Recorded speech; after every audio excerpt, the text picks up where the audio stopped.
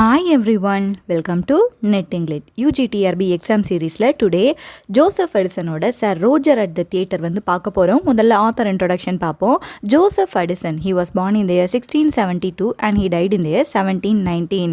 இவர் வந்து ஒரு பிரிட்டிஷ் ரைட்டர் அண்ட் ஆல்சோ பொலிட்டீஷியனாகவும் இவங்க வந்து இருந்திருக்காங்க. இவங்க வந்து த ஸ்பெக்டேட்டர் அந்த மேகசினுக்கு ரொம்ப ஒரு ஃபேமஸான ஒரு பர்சன் தான் இந்த ஜோசப் எடிசனாக வந்து இருக்காங்க. இந்த மேகசின் த ஸ்பெக்டேட்டரை வந்து ஜோசப் எடிசன் அண்ட் அவங்களோட க்ளோஸ் ஃப்ரெண்ட் ரிச்சர்ட் ஸ்டீல் அவங்க ரெண்டு பேரும் சேர்ந்து தான் ஸ்டார்ட் பண்ணியிருக்காங்க. அடிசன் அண்ட் ஸ்டீல் அப்படி சொல்லி நம்ம வந்து படிச்சிருப்போம். த ஸ்பெக்டேட்டர் இந்த மேகசினை இவங்க ரெண்டு பேரும் சேர்ந்து வந்து ஃபவுண்ட் பண்ணியிருக்காங்க. இந்த ஸ்பெக்டேட்டர் வந்து முதல்ல லண்டனில் தான் பப்ளிஷ் பண்ணுறாங்க. அந்த ஃபர்ஸ்ட் இஷ்யூ வந்த டேட் என்ன அப்படின்னா March 1, 1711 தான் ஃபர்ஸ்ட் இஷ்யூ அந்த மேகசினோட அந்த ஸ்பெக்டேட்டரோட அந்த ஃபர்ஸ்ட் இஷ்யூ வந்து 1711 தான் வெளிவந்திருக்கு.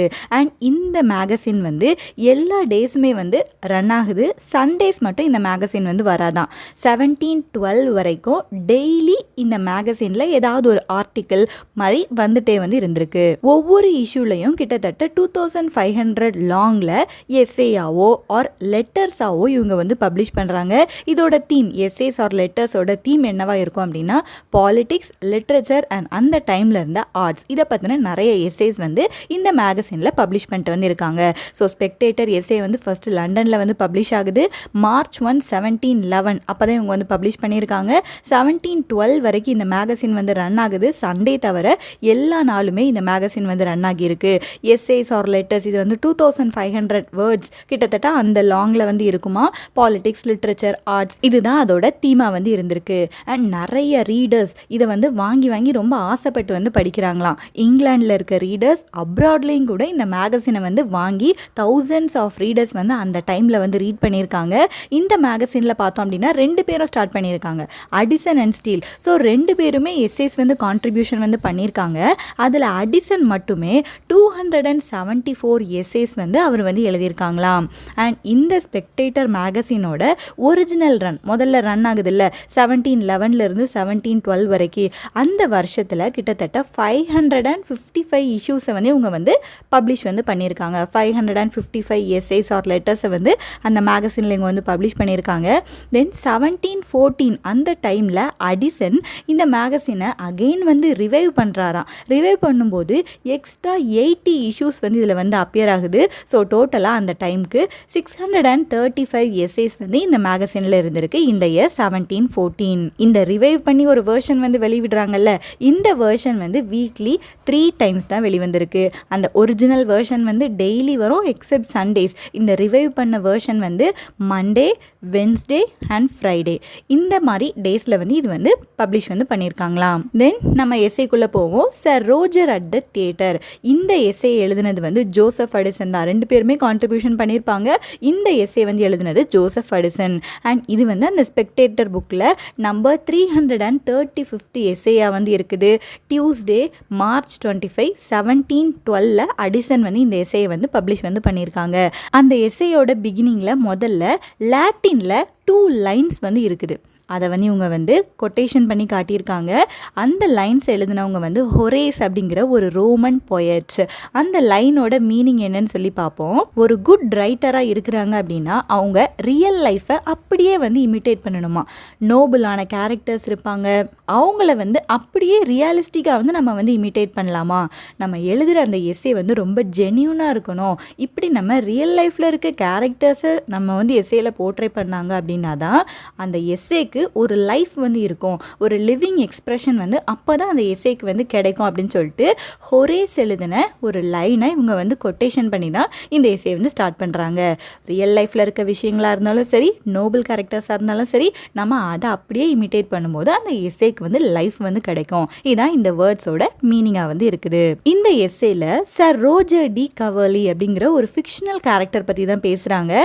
இந்த ஃபிக்ஷனல் கேரக்டர் இந்த ஸ்பெக்டேட்டர் அந்த மேகசினில் அடிக்கடி வந்து அப்பியர் வந்து ஆகுவாங்க. இந்த கேரக்டரை முதல்ல கிரியேட் பண்ணது வந்து ரிச்சர்ட் ஸ்டீல், அந்த இன்னொரு பர்சன் இருக்காருல்ல ரிச்சர்ட் ஸ்டீல், அவர் தான் முதல்ல கிரியேட் பண்ணுறாரு. பட் அதை நல்லா டெவலப் பண்ணி டியூன் பண்ணது யார் அப்படின்னா ஜோசப் எடிசன். ஸோ அடிசனோட எஸ்ஏஸில் தான் இந்த சார் ரோஜர் வந்து அகைன் அண்ட் அகைன் ரொம்ப அப்பியர் ஆகிட்டே இருப்பாராம். இவர் வந்து ஒரு ஓல்டு மேன் தான், கண்ட்ரியில் வாழக்கூடிய ஒரு ஜென்டில்மேன், ரொம்ப ஓல்டு ஃபேஷன்டாக தான் இருப்பார், பட் ரொம்ப கைண்டான ஹார்ட் இருக்கக்கூடிய ஒரு பர்சன். ஸோ இந்த ஓல்டு கண்ட்ரி ஜென்டில்மேன் பற்றி தான் இந்த எஸ்ஸேல நம்ம வந்து பார்க்க போகிறோம். அவரோட ஃபுல் நேம் என்ன அப்படின்னா சர் ரோஜர் டி கவலி. இவர் வந்து ஒரு கைண்டான ஒரு ஓல்டு ஃபேஷனாக இருக்க கண்ட்ரி ஜென்டில்மேன். அவர் வந்து தியேட்டருக்கு வந்து போகிறாரு. அந்த எக்ஸ்பீரியன்ஸ் வந்து எப்படி இருக்குது அதுதான் இந்த எஸ்ஸேல வந்து அடிசன் வந்து அழகாக வந்து போர்ட்ரே வந்து பண்ணியிருக்காங்க. இப்போ அந்த தியேட்டருக்கு போகக்கூடிய அந்த ப்ராசஸ்லாம் என்ன நடக்குது அப்படிங்கிறத நம்ம வந்து பார்ப்போம். சர் ரோஜர் டி கவலி இப்போ வந்து லண்டனில் வந்து வாழ்ந்துட்டு இருக்கும்போது அந்த லண்டன் தியேட்டரில் ஒரு புதுசாக ஒரு ட்ராஜடி வந்து போட போகிறாங்க அப்படிங்கிற ஒரு நியூஸ் வந்து சார் ரோஜர் டி கவர்லிக்கு வந்து தெரியுது. தியேட்டரில் பெர்ஃபார்மன்ஸ்லாம் பண்ணுவாங்கல்ல, ஸோ அப்படி அந்த டைமில் லண்டன் தியேட்டரில் ஒரு நியூவான ஒரு ட்ராஜடி வந்து போட போகிறாங்க அப்படி சொல்லி தெரியுது. ஸோ இவர் என்ன நினைக்கிறாரு அப்படின்னா அந்த ட்ராஜடியை நம்ம போயிட்டு பார்க்கலாம் அப்படி சொல்லி நினைக்கிறாரு. இந்த எஸ்ஸேயோட பாயிண்ட் ஆஃப் வியூலாம் யார் சொல்கிற மாதிரி இருக்கும் அப்படின்னா நரேட்டர் வந்து அன்னேம்டு நரேட்டர் தான். அன்னேம்டு நரேட்டர் வந்து சார் ரோஜர் பற்றி அப்படி சொல்லிகிட்டே வராங்க. சார் ரோஜர் வந்து அந்த டைம் லண்டனில் இருக்க அந்த ட்ராஜடியை பார்க்கணும்னு சொல்லி ஆசைப்படுறாரு. அவர் வந்து கிட்டத்தட்ட 20 இயர்ஸாக எந்த ஒரு பிளேயுமே அவர் வந்து பார்க்கவே இல்லையா. அவர் கடைசியாக பார்த்த பிளேயோட நேம் என்ன அப்படின்னா த கமிட்டி. ஞாபகம் வச்சுக்கோங்க, த கமிட்டி. இது வந்து ஒரு சர்ச் ஆஃப் இங்கிலாந்து காமெடியாக வந்து இருந்திருக்கு. ஸோ 20 இயர்ஸ் பேக் தான் ரோஜர் வந்து ஒரு பிளேக்கு போயிட்டு என்ஜாய் பண்ணி பார்த்துருக்காரு. இது எதை சொல்லுது அப்படின்னா இந்த ரோஜருக்கு வந்து சிட்டி என்டர்டெயின்மெண்ட்ஸ்லாம் இருக்குல்ல, அதிலலாம் ஒரு பெருசாக ஒரு இன்ட்ரெஸ்ட் வந்து கிடையாது. அவருக்கு வந்து எதுதான் பிடிக்கும் அப்படின்னா moral works and religious works, அதுதான் ரொம்ப பிடிக்கும். ரொம்ப தியேட்டர் கோயிங்க்கெலாம் ரொம்ப இம்பார்ட்டன்ஸ் கொடுக்காத ஒரு ஆள் தான் இந்த சார் ரோஜராக வந்து இருந்திருக்காங்க. இப்போ ஒரு நியூ ட்ராஜடி போட போகிறாங்கன்னு சொல்லிட்டு இருந்தாருல்ல, அந்த நியூ ட்ராஜடியோட நேம் என்ன அப்படின்னா த டிஸ்ட்ரெஸ்டு மதர். த டிஸ்ட்ரெஸ்டு மதர். இந்த எஸ்ஸேல பார்த்தோம் அப்படின்னா மைன்யூட்டாக நிறைய இன்ஃபர்மேஷன்ஸ் வந்து இருக்குது. எல்லாமே நம்ம ஞாபகம் வச்சோம் அப்படின்னா தான் ஒன் வேர்ட் வந்து ஆன்சர் பண்ணுறதுக்கு நமக்கு வந்து ஈஸியாக இருக்கும். ஸோ இவர் முதல்ல பார்த்த பிளே வந்து த கமிட்டி 20 இயர்ஸ் முன்னாடி தான் பார்த்துருக்காரு. இப்போ பார்க்க போகிற அந்த பிளே வந்து த டிஸ்ட்ரெஸ்டு மதர். அதுதான் இந்த ட்ராஜடியை வந்து லண்டனில் வந்து போட்டிருக்காங்க. அண்ட் இந்த ட்ராஜடியோட ஹீரோயின் வந்து யார் அப்படின்னா ஹெக்டரோட விடோ. ஹெக்டர் அப்படின்னு சொல்லி ட்ரோஜன் வாரில் ஒரு ரொம்ப ஃபேமஸான கேரக்டர் இருக்காங்க. அந்த ஹெக்டரோட விடோ தான் இந்த ட்ராஜடியோட ஹீரோயினாக வந்து இருக்காங்க. சார் ரோஜர் சொல்கிறாரு, எனக்கு வந்து ஹெக்டர் வந்து ரொம்ப பிடிக்கும். ஹெக்டர் வந்து ஒரு பிரேவான ஒரு வாரியர். நான் ஸ்கூல் படிக்கும்போதே ஹெக்டர் பற்றி நிறையெல்லாம் படிச்சிருக்கேன், நிறைய இம்ப்ரெஸ் ஆகியிருக்கேன் அப்படி சொல்லி இவருக்கு வந்து ஹெக்டர் மேலே இருக்க ஒரு நல்ல ஒரு விஷயத்தை வந்து இவர் வந்து சொல்கிறாரு. இந்த பிளேயை வந்து சார் ரோஜர் அந்த அன்னேம் நரேட்டர் எல்லாரும் சேர்ந்து டுமாரோ, அதுக்கு அடுத்த நாள் தான் பார்க்க வந்து போகிறாங்க. ஸோ முந்தின நாளே அவங்க வந்து பிளான் வந்து பண்ணுறாங்க. இப்போ ரோஜர் சொல்கிறாரு, எனக்கு வந்து அந்த பிளேயை பார்க்குறதுக்கு ரொம்ப ஈகராக தான் இருக்குது. பட் எனக்கு என்ன ரொம்ப கவலையாக இருக்குது அப்படின்னா நைட் ட்ராவலோட டேஞ்சர்ஸ் பற்றி எனக்கு வந்து கவலையாக இருக்குது அப்படி சொல்லி சொல்கிறாரு. ஏன்னா அந்த ஏரியாவில் அந்த டைம் மஹோக்ஸ் அப்படின்னு சொல்லிட்டு பீப்புள் வந்து இருக்காங்க. அது வந்து என்ன அப்படின்னா வயலண்ட்டான ஒரு கேங் ஆஃப் மெம்பர்ஸ். லண்டனில் அந்த டைம் நைட் யாராவது போகிறாங்க அப்படின்னா அவங்கள வந்து அடிக்கிறது, அவங்ககிட்ட இருந்து திருடுறது, இந்த மாதிரி விஷயங்கள்லாம் இந்த மஹோக்ஸ் வந்து செய்வாங்களாம். ஸோ அவங்கள நினச்சாதான் எனக்கு கொஞ்சம் பயமாக இருக்குது அப்படி சொல்லி ரோஜர் வந்து சொல்கிறாரு. ஆனாலும் அவர் எக்ஸ்ட்ராவாக ஆட் பண்ணுறாரு. அதுக்கு முந்தின நாள் ஈவினிங் வந்து நேரோவாக நான் இந்த மஹோக்ஸ் கிட்ட இருந்து எஸ்கேப் ஆகிட்டேன் அப்படி சொல்லி ஒரு சின்ன ஒரு ஸ்டோரி வந்து சொல்கிறாரு. நான் நேற்று ஈவினிங் வந்து நடந்து வந்துட்டு இருந்தேன். நான் அப்போது ஃப்ளீட் ஸ்ட்ரீட் அப்படின்னு சொல்லி ஒரு ஸ்ட்ரீட் இருக்குது. அந்த ஸ்ட்ரீட்டுக்கு வந்து ரீச் ஆகும்போது 2 or 3 ஸ்ட்ராங் மென் வந்து என்னை வந்து ஃபாலோ பண்ணிகிட்டே வந்துட்டு இருக்காங்க. நான் வந்து வேகமாக நடந்தேன் அப்படின்னா அவங்களும் வேகமாக நடக்காங்க. இப்படி என்ன ஃபாலோ பண்ணிட்டு நேற்று ஈவினிங் தான் என்னை நிறைய பேர் வந்து ஃபாலோ பண்ணிட்டு வந்தாங்க. நான் வந்து ரொம்ப ஒரு கிரேட்டான பர்சன் தான். நான் அவங்களுக்கு நினச்சிருந்தா ஒரு குட் ஸ்போர்ட், ஒரு ஃபாக்ஸ் ஹண்டர் எப்படி ஹண்ட் பண்ணுவாங்களோ அதே மாதிரி நான் அவங்கக்கிட்ட ஃபைட் பண்ணியிருக்கலாம். பட் இருந்தாலும் அதெல்லாம் எதுக்கு அப்படின்னு சொல்லி ரொம்ப நேரோவாக நான் பக்கத்தில் இருக்க நார்ஃபோக் ஸ்ட்ரீட் அதுக்கு வந்து அப்படியே சைடாக எஸ்கேப் ஆகிட்டேன் அப்படி சொல்லி ஒரு சின்ன இன்சிடெண்ட்டை வந்து கொடுக்குறாரு. ஸோ மஹோக்ஸ் அந்த டைமில் வந்து இருந்திருக்காங்க அப்படிங்கிறத போர்ட்ரே பண்ணுறதுக்காக இந்த இன்சிடெண்ட்டை ரோஜர் வந்து சொல்கிறாரு. இப்போ ரோஜர் வந்து அவங்களோட கம்பெனியன்ஸ் எல்லாத்தையுமே வந்து பிளேக்கு வந்து இன்வைட் பண்ணுறாங்களாம்.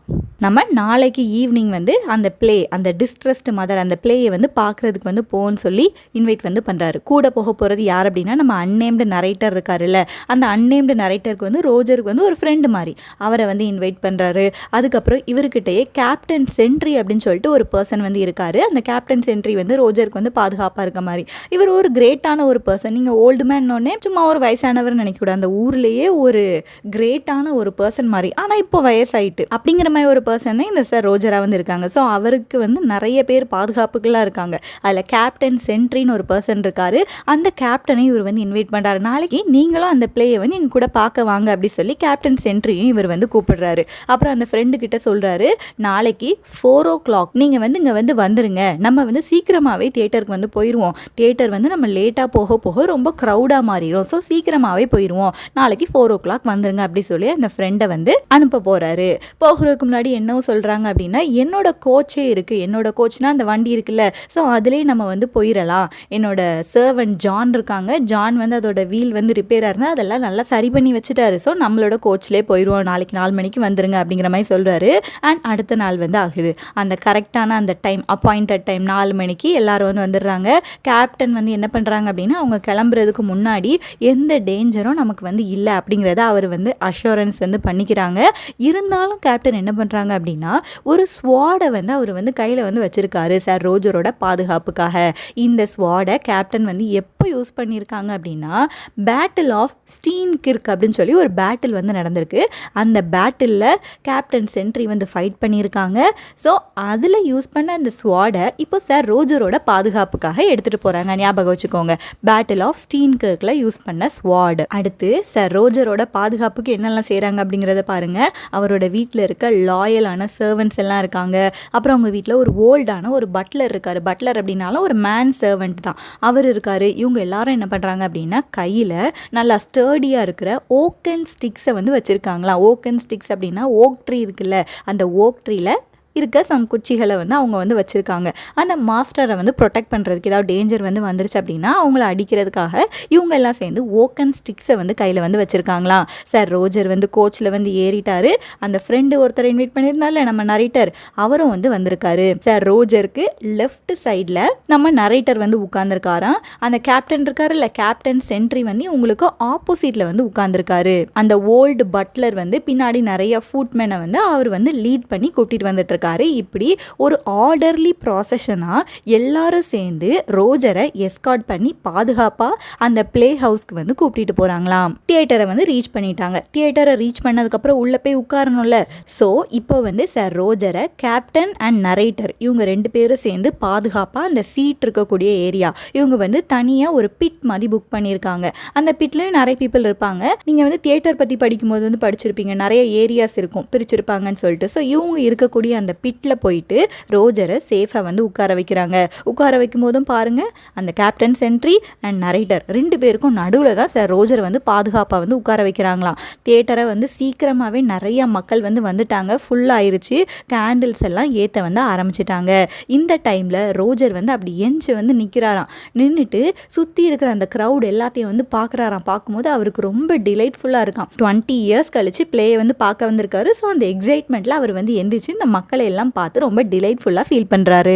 இத்தனை பீப்புள் கேதராக இருக்கிறத பார்த்து சார் ரோஜர் வந்து ரொம்ப வந்து ப்ளஷராக வந்து ஃபீல் பண்ணுறாங்க. அந்த மிடில் ஆஃப் த பிட்டில் அவர் வந்து எந்திரிச்சு நிற்கிறத பார்க்கும்போது ஒரு சென்டர் பீஸ் மாதிரி இருக்குதான். அந்த ட்ராஜிக் ஆடியன்ஸஸ்க்கு நடுவில் வந்து ஒரு சென்டர் பீஸ் மாதிரி சார் ரோஜர் வந்து ஸ்டாண்ட் பண்ணுறாங்களாம். ஏன்னா இந்த பிளே வந்து ஸ்டார்ட் ஆக போகுது. இந்த பிளேயோட ஒரு பேக்ரவுண்ட் இன்ஃபர்மேஷன் தெரிஞ்சால் தான் நமக்கு வந்து இன்னுமே ஈஸியாக வந்து அண்டர்ஸ்டாண்ட் பண்ண முடியும். அண்ட் இப்போ நான் சொல்ல போகிறது வந்து எஸ்ஏல வந்து கிடையாது, பேக்ரவுண்ட் இன்ஃபர்மேஷன். பட் தெரிஞ்சுக்கோங்க, அந்த ஸ்டோரி என்ன அப்படின்னா, ஹெலன் ஆஃப் ட்ராய் அவங்கனால தான் ட்ரோஜன் வார் வந்து நடந்துச்சு. அந்த ஸ்டோரியோட ஒரு சின்ன இன்ஃபர்மேஷன் வந்து பார்ப்போம். அகமெம்னான் அண்ட் மெனலிஸ் இவங்க 2 பேரும் வந்து பிரதர்ஸாக வந்து இருக்காங்க. அகமெம்னான் யார் அப்படின்னா, அந்த பிளேஸ் இருக்குல்ல, க்ரீக்கில் இருக்க மைசினே அப்படிங்கிற ஒரு பிளேஸோட கிங் தான் இந்த அகமெம்னானா வந்து இருக்காங்க. இவங்க அது மட்டும் இல்லாமல் ட்ரோஜன் வாரில் க்ரீக் ஆர்மியை வந்து லீட் பண்ண கமாண்டரும் யார் அப்படின்னா அகமெம்னான் தான். இவங்களோட பிரதர் மெனலிஸ் இருக்காருல்ல, மெனலிஸ் தான் வேர்ல்டுலேயே ரொம்ப பியூட்டிஃபுல் விமனாக அந்த டைமில் சொல்லப்பட்ட ஹெலன் அந்த விமனை வந்து மேரேஜ் பண்ணிக்கிட்டது வந்து மெனலஸ் அப்படிங்கிற ஒரு பர்சன். இவர் வந்து ஸ்பார்ட்டா அப்படிங்கிற பிளேஸோட கிங்காக வந்து இருக்காரு. ஸோ 2 பிரதர்ஸ் வந்து இருக்காங்க, அகமெம்னான் அண்ட் மெனலஸ். இந்த மெனலஸோட ஒய்ஃப் தான் ஹெலனா வந்து இருக்காங்க. இன்னொரு நாடு இருக்குது பக்கத்தில், அந்த கண்ட்ரியோட நேம் வந்து ட்ராய். அந்த கண்ட்ரியோட பிரின்ஸ் பாரிஸ் வந்து இவங்களோட பிளேஸ்க்கு வந்து வந்திருப்பாங்க. வந்துட்டு ஹெலனோட பியூட்டியில் அவங்க வந்து மயங்கி ஹெலனை வந்து கேரியவே பண்ணி தூக்கிட்டு போயிடுவாங்களாம் ட்ராய்க்கு. ஸோ ஹெலனை இங்கேருந்து தூக்கிட்டு போனதுனால இந்த ட்ரோஜன் வார் வந்து நடக்குது. ஃபேமஸான ட்ரோஜன் வார் வந்து இந்த ஹெலன், மெனலஸோட ஒய்ஃப் ஹெலனை பாரிஸ் வந்து கேரியவே பண்ணிட்டு போயிடுறாங்க. ஸோ அதனால தான் நடக்குது. இதனால அந்த க்ரீக் பீப்புளெலாம் இருக்காங்கல்ல, அந்த க்ரீக் பீப்புள் எல்லாருமே வந்து ட்ராயை வந்து அட்டாக் பண்ணக்கு வந்து போவாங்க. அகமெம்னான் இருக்காருல்ல, அவரோட தலைமையில் வந்து போகிறாங்க. 10 வருஷம் அவங்க வந்து ஃபைட் பண்ணுறாங்க. ஃபைட் பண்ணி 10 வருஷம் கழித்து ஹெலனை வந்து திரும்பியும் அவங்களோட பிளேஸ்க்கே கூப்பிட்டுட்டு வருவாங்க.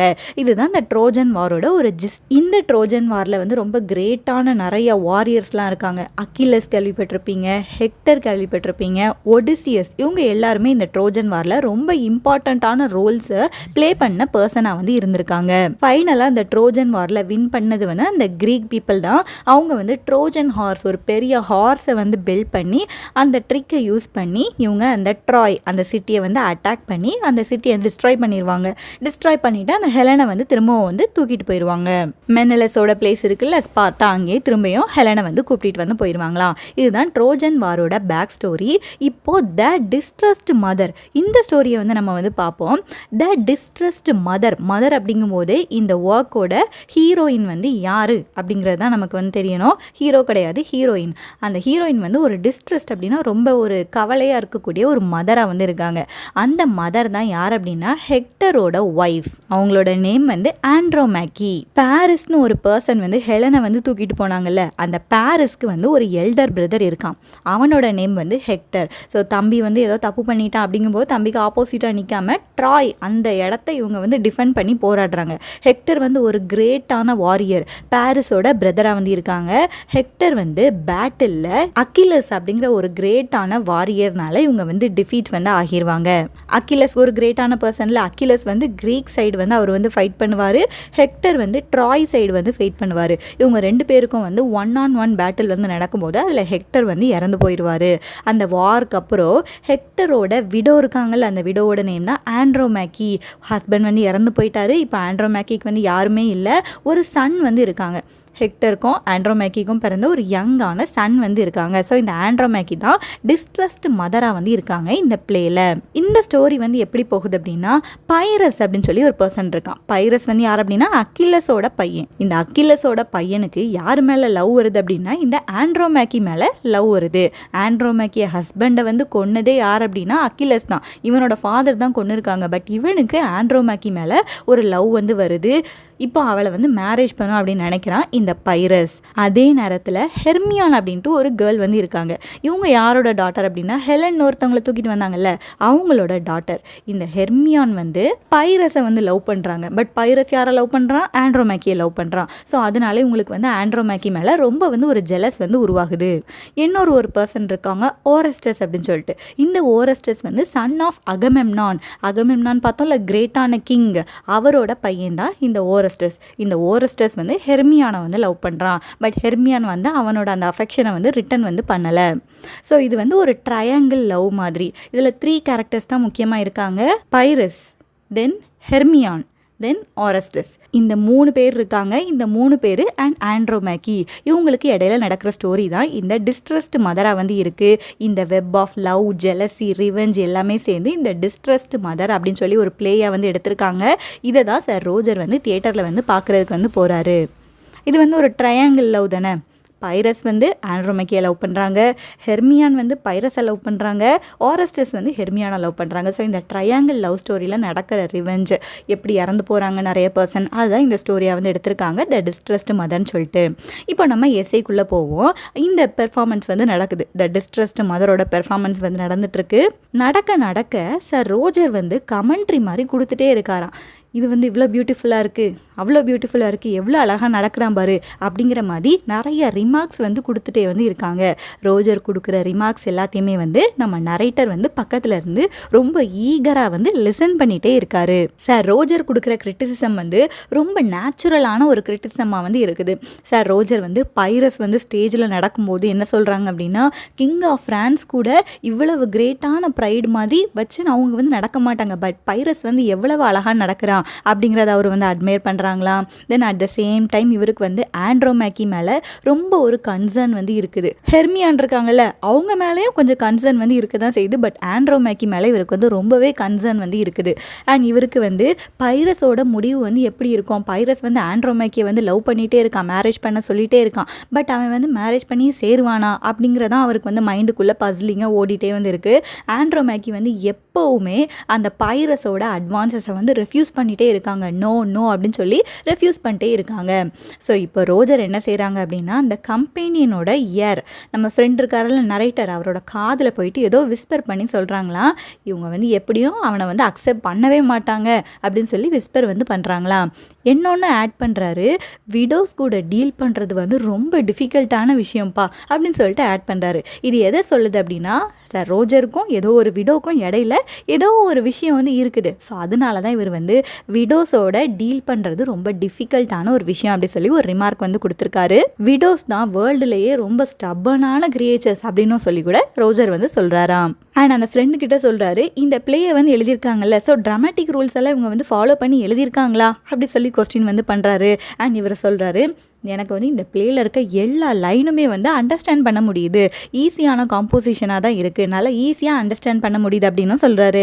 அதுக்கப்புறம் வந்து ஹெக்டரோட கோஸ்ட் வந்து ஸ்டேஜில் அப்பியர் ஆகிறதுக்கு இவர் ரொம்ப ஈகராக வந்து காத்துட்ருக்காராம். ஹெக்டர் வந்து ஆண்ட்ரோமேக்கியோட ஹஸ்பண்டில் இறந்து போயிட்டாருல்ல, ஸோ அந்த கோஸ்ட் வந்து பிளேயில் வரும் போல். ஸோ அதை பார்க்க ரொம்ப ஆர்வமாக இவர் வந்து காத்திருக்காராம். அண்ட் அகைன் இந்த ஆண்ட்ரோமேக்கியை வந்து ப்ரைஸ் பண்ணிகிட்டே இருக்காரு. இவங்க எவ்வளோ ஒரு ஸ்ட்ரென்த்தாக இருக்காங்க, எவ்வளோ ஒரு டிக்னிட்டியாக இருக்காங்கன்னு ஆண்ட்ரோமேக்கியை வந்து ப்ரைஸ் பண்ணிட்டு இருக்காரு. அப்படி இவர் வந்து நிறைய கமெண்ட்ரி வந்து சொல்லிகிட்டே இருக்கும்போது கேப்டன் சென்ட்ரி வந்து என்ன நோட்டீஸ் பண்ணுறாங்க அப்படின்னா, பக்கத்தில் நிறைய மிஸ்சீவியஸான ஸ்பெக்டேட்டர்ஸ் இருக்காங்க, ஆடியன்ஸ் எல்லாம் நிறைய பேர் இருக்காங்கல்ல, எல்லாரும் ரோஜர் என்ன சொல்கிறாருன்னு சொல்லி அவர் பக்கத்துலேயே வர ட்ரை பண்ணிட்டே இருக்காங்க. ஸோ இந்த கேப்டன் சென்ட்ரி வந்து அவங்கள எல்லாத்தையுமே வந்து தள்ளி விட்டுட்டு, சார் ரோஜர் நீங்கள் வந்து கொஞ்சம் முன்னாடி தள்ளிருங்க அப்படிங்கிற மாதிரி அவரையும் கொஞ்சம் நகட்டி வந்து வைக்கிறாரு. அண்ட் இந்த பிளேல வந்து பைரஸ் இருக்கான்ல, அவன் வந்து இறந்து வந்து போயிடுவான். ஓரஸ்டஸ் தான் காரணம், அதுக்கு அவன் வந்து இறந்து வந்து போயிடுவான். ஸோ அந்த கடைசியாக அந்த ஓரஸ்டஸ் வந்து எதுக்கு பைரஸை கொன்னா அப்படிங்கிற டீட்டெயிலை இவர் வந்து ரொம்ப ஈகராக வந்து கேட்டாராம். எங்கே வச்சு இந்த ஓரஸ்டஸ் வந்து பைரஸை கொல்றான் அப்படின்னா, அப்பல்லோ இன் டெல்ஃபி, இது வந்து அவங்களோட ஒரு காட் மாதிரி, அந்த டெம்பிளோட ஆல்டரில் வச்சு தான் பைரஸை வந்து ஓரஸ்டஸ் வந்து கில் பண்ணிடுறான். எதுக்கப்புறம் இந்த இன்சிடென்ட் நடக்கு அப்படின்னா, ஓரஸ்டஸ் வந்து ஹெர்மியானா லவ் பண்ணிட்டு இருக்கான்ல, பட் என்ன ஆகிரும்னா பைரஸ் வந்து ஹெர்மியானை வந்து மேரேஜ் பண்ணிக்கிடுவான். பைரஸ் வந்து வேற சூழ்நிலை காரணமாக ஆண்ட்ரோமேக்கி ரெஃப்யூஸ் பண்ணிட்டே இருக்காங்க. பட் கடைசியாக அவனுக்கு என்ன பண்ணன்னு தெரியாது, ஹெர்மியானா அதனால மேரேஜ் பண்ணக்கூடிய ஒரு சிச்சுவேஷன் வரும். ஸோ மேரேஜ் பண்ணதுனால ஓரஸ்டஸ் வந்து பைரஸை வந்து கொல்றான். ஓரஸ்டஸ்க்கு கடைசியில் என்னவோ ஆகிருது அப்படின்னா, ஒரு மேட்னஸ் மாதிரி வந்துடுது. பைரஸை வந்து கொன்னதுக்கப்புறம் அவன் வந்து ஒரு மேட் பர்சன் மாதிரி அவன் வந்து பிஹேவ் பண்ண ஆரம்பிச்சிட்டான். கடைசியாக அந்த பிளே எண்ட் ஆகும்போது ரோஜர் ரொம்பவே ஒரு சீரியஸான நோட்டில் அவரோட அந்த பிளேயும் முடியுதான். இப்போ பிளே வந்து முடிஞ்சிருச்சு. இவங்க எப்படி தியேட்டருக்கு வந்து ஃபஸ்ட்டு அரைவானாங்களோ, இவங்க தான் தியேட்டர்லேருந்து கடைசியாக போனாங்க. ஸோ அந்த க்ரௌடெல்லாம் அவாய்ட் பண்ணுறதுக்காக இவங்க கடைசியில் வந்து போகிறாங்க. அந்த க்ரௌடுக்கு இடையில மாட்டிக்கிடக்கூடாது அப்படிங்கிறதுக்காக கிளியர் பேசேஜ் வர்ற வரைக்கும் வெயிட் பண்ணிவிட்டு அதுக்கப்புறம் இவங்க வந்து வெளியே வந்து கிளம்புறாங்களாம். ரோஜர் வந்து ரொம்ப ஒரு சாட்டிஸ்ஃபேக்ஷனாக அந்த பிளேயை முடிச்சுட்டு வந்து கிளம்புறாரு. அந்த ஈவினிங் என்டர்டெயின்மெண்ட் வந்து அப்பா சூப்பரான ஒரு பிளே பார்த்துட்டோம் அப்படின்னு சொல்லி ரொம்ப சாட்டிஸ்ஃபேக்ஷனாக அவர் வந்து கிளம்புறாரு. அவரோட கம்பெனியன்ஸ் இருக்காங்கல்ல, கேப்டன் சென்ட்ரி அண்ட் நரேட்டர், அவங்களுமே ரொம்ப ப்ளீஸிங்காக வந்து ஃபீல் பண்ணுறாங்க. பிளேயும் வந்து ரொம்ப குவாலிட்டியாக நல்லா இருந்துச்சு. At the same time sir Roger இப்படி ஒரு குட் ஓல்டு ஃப்ரெண்டு கூட அவங்க வந்து டைம் ஸ்பெண்ட் பண்ணியிருக்காங்க, பிளேயை பார்த்துருக்காங்கன்னு சொல்லிட்டு அதுவும் அவங்களுக்கு வந்து ரொம்ப ஜாயாக இருக்குதான். அவங்களும் ஹாப்பியாக தான் அந்த பிளேயை முடிச்சுட்டு வந்து போகிறாங்க. ஸோ சார் ரோஜர் அவர் வந்து ஒரு பிளே பார்க்க போகிறாரு. அந்த எக்ஸ்பீரியன்ஸ் எல்லாத்தையும் ரொம்ப பியூட்டிஃபுல்லாக நம்ம இதை படிக்கும்போது நம்ம அந்த செஞ்சுரிக்கு போயிட்டு நம்மளே சார் ரோஜர் பக்கத்தில் இருந்து அந்த பிளேயை பார்த்த மாதிரி ஒரு ஃபீல் வந்து ஜோசப் அடிசன் வந்து கொடுத்துருக்காங்க. அண்ட் இதில் இருந்து ஒரு கொஸ்டின் வந்து கேட்டிருக்காங்க UGTRB எக்ஸாமில். என்ன கொஸ்டின் சொல்லி பார்ப்போம். Who wrote the play the கமிட்டின்னு சொல்லி கேட்டிருக்காங்க. The options are Marlowe, sir Robert Howard, GB Shaw, Shakespeare. இது ரொம்ப ஒரு மைன்யூட்டான இன்ஃபர்மேஷன் தான். சார் ரோஜர் வந்து 20 இயர்ஸ்க்கு முன்னாடி பார்த்த பிளே தான் இந்த கமிட்டி. இந்த எஸ்ஏல வந்து அதோட ரைட்டர் யாருன்னெலாம் மென்ஷன் பண்ணலை. பட் இருந்தாலும் கொஸ்டின் வந்து கேட்டிருக்காங்க. The answer is sir Robert Howard. இவர் எழுதின பிளே தான் த கமிட்டியாக வந்து இருக்குது. ஸோ மைன்யூட்டான இன்ஃபர்மேஷன் எல்லாமே ரொம்ப எசென்ஷியலாக இருக்குது இந்த ஒர்க்கை பொறுத்த வரைக்கும். ஸோ நல்லா படிச்சுக்கோங்க. And that's it for this lecture. We will meet in the next lecture. Thank you.